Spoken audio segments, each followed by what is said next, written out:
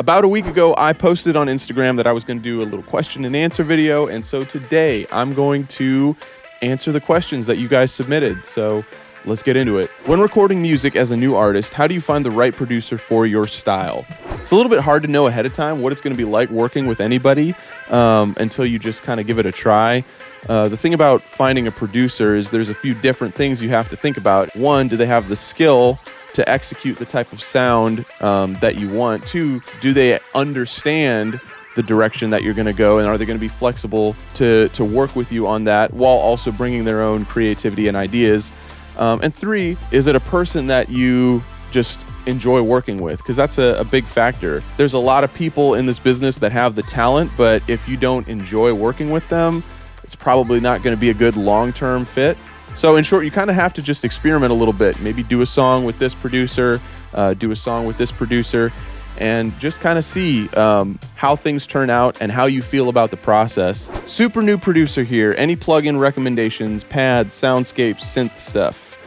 First of all, congrats on starting your journey as a producer. That is very exciting, and I remember very well when I started making beats. As far as specifically pads, I don't honestly use a ton of pads in my production these days.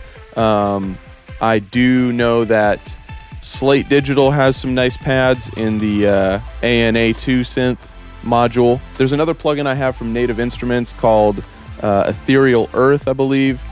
I can't say I've used it a ton, but I know it has a lot of kind of spacious soundscape type pads. And then as far as synth, I don't know what type of genre you're necessarily going for and what type of synths you're looking for, but if you want something that's very dry and bare minimum that gives you a lot of flexibility to kind of craft the sound for yourself, this plugin right here, I'm not going to try to say the whole name, it's long, but it's a replication of the classic old school analog machines from back in the day, and I use this a lot. Before we get any further, I do want to quickly plug my new side project, an alternate alias Castle Heist. This is exciting. I've been developing this for a long time, and the debut EP, Under the Sun, is now available to stream everywhere. You can listen to it here on YouTube. You can listen to it wherever you listen to music.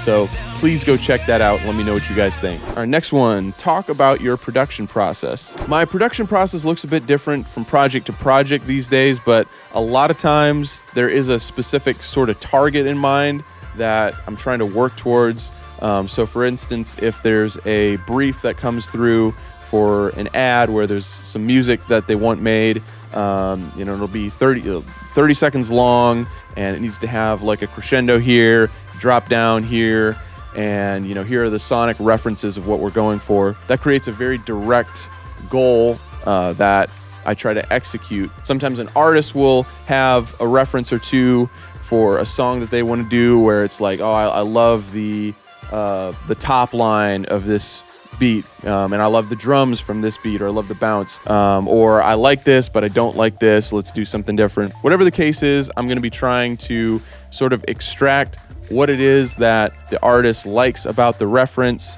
and then be able to take those elements and create something new. But definitely for me, a big part of my production process is first just trying to hear it in my head before I execute it. Some people are really good at just pulling up sounds in a DAW and just messing around and just finding it along the way. I do that some, but in general, I feel like I'm happier with my process and with the product when I can first take some time to just think and just kind of what should this sound like when I'm done. And once I kind of hear it, usually I can figure out, all right, let's start with the drums, or let's start with the piano, or whatever it is. Here's a good one. Are you married? Yes, as a matter of fact, I am. And by the way, that was my wife who asked that question. She's cute. Do you produce live tracks for performances? Not usually. What often happens is if I mix and master a record for somebody, at the end of the process, I'll often send a performance version or a live version that maybe has the lead vocals muted and the background vocals still in there so that they can perform, with the background vocals and stuff. But that's about the extent of what I do as far as live arrangements or live versions. If the artist wants to do something more extensive with creating a live arrangement and removing elements, rearranging things, adding in live musicians for a show, at that point I would just send them the track outs so that they can kind of do that process themselves and with their band or with their musicians. I don't usually get into it. At Giddy Official, dope producer, what's up, bro? Asks favorite plugins. So I'll split this into 3 categories: production, composing, and engineering. So for production, I love Murder Melodies from Slate. That plugin lets me transform sounds and just make sounds so much more interesting, whether it's just a piano or if there's a sample that I'm using. It's a great tool to just add character really quickly. Or I love it actually on percussion loops. If I'll take like a tambourine or something and slow it down, I can use Murder Melodies to pitch it down and put like a stereo spread on it, some sort of like a phaser. It helps it kind of sit in the mix in a way that feels really rich and full, but at the same time creates room for everything else. Also love Session Horns Pro from Native Instruments. Just got great live, really dry brass sounds and performance options. Really easy to use, runs really well through the Kontakt player. So that's always a helpful tool to create with. On to composing, I love my plugins from Spitfire Audio. I have a pack of all it's either Albion or Albion, I'm not sure how you're supposed to say it, but their orchestra, it has several different versions and they each kind of have their own character. Just amazing tools to compose with. Their strings are amazing sounding, and really everything sounds amazing. And then for engineering, I gotta mention Isotopes Ozone.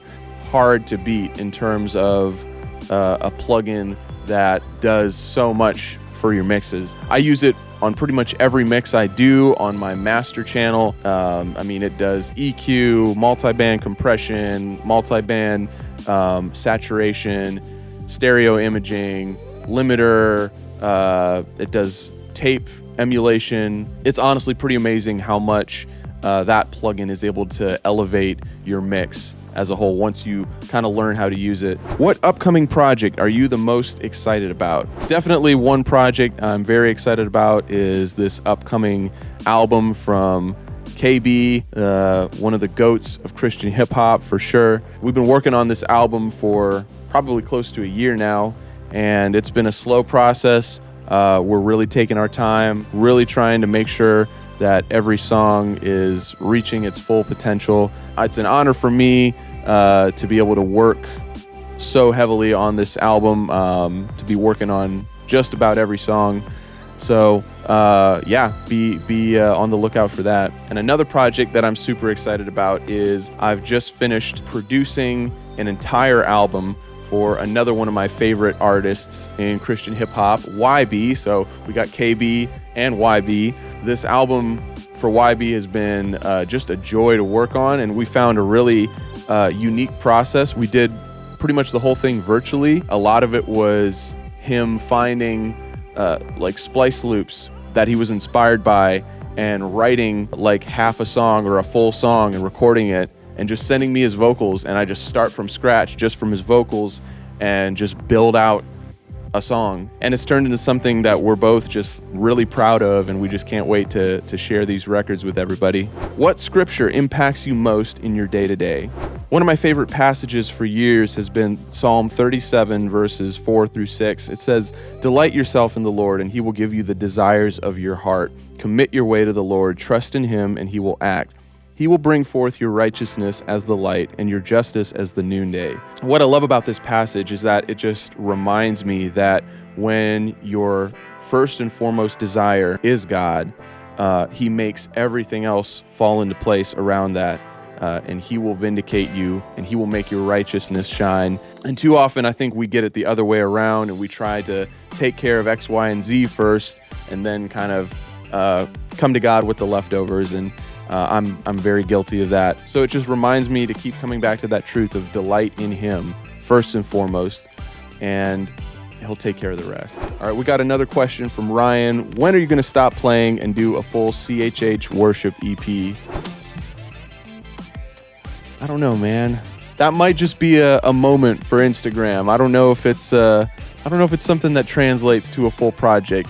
And if it does, I'm not sure if I have time to do that project, at least not right now, but you never know. We'll see. Thank you to everybody who sent in questions, and if you've got more that you want me to answer next time, drop them below in the comments or send me a DM. Always appreciate you guys showing love, and I'm glad you guys are enjoying the Instagram and TikTok content. That's been fun. So I'm going to try and keep being as consistent as I can be in between producing and mixing and everything else I'm doing. So yeah, that's all I got for today. Catch y'all next time.